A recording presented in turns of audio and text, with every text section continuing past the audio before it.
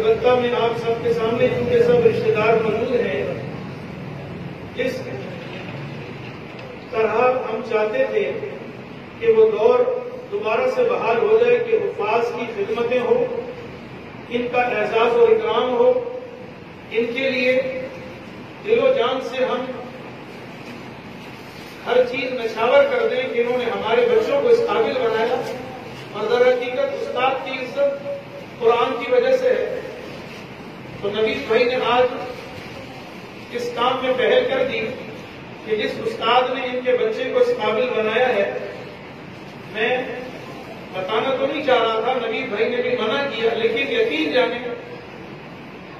دل میں اتنی خوشی ہوئی کہ میرا دل چاہا کہ میں آپ کے سامنے اس بات کو بیان کر دوں کہ 50,000 روپے کا اعلان نوید بھائی نے قاری صاحب کی خدمت میں نذرانہ پیش کیا ہے کہ یہ تو صرف قاری صاحب کی یہ خوشی ہے، قاری صاحب آئیں اور مفتی صاحب سے جو ہمارے سرپرست ہیں اپنا یہ ہدیہ جو نوید بھائی نے دیا وصول کریں۔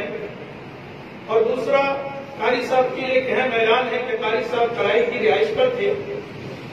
بڑی پریشانی کی زندگی آج کل، مہنگائی، مسائل کتنے ہیں،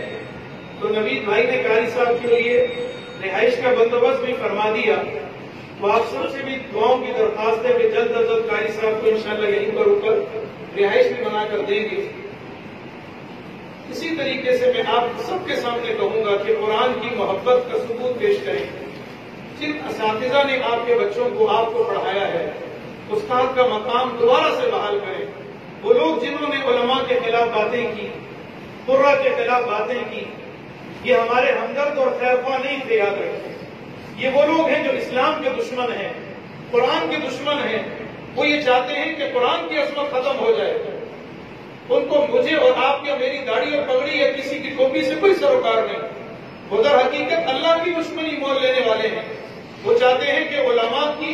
اس دنیا میں کوئی قدر و قیمت نہ ہو تاکہ لوگ اسلام سے متنفر ہوں۔ لیکن الحمدللہ آج نوید بھائی نے بات ثابت کر دی کہ ہم الحمدللہ زندہ ہیں، اسلام کی خدمت کے لیے اپنا تن من دھن سب کچھ قربان کر دیں۔ بہت خوشی کی بات ہے،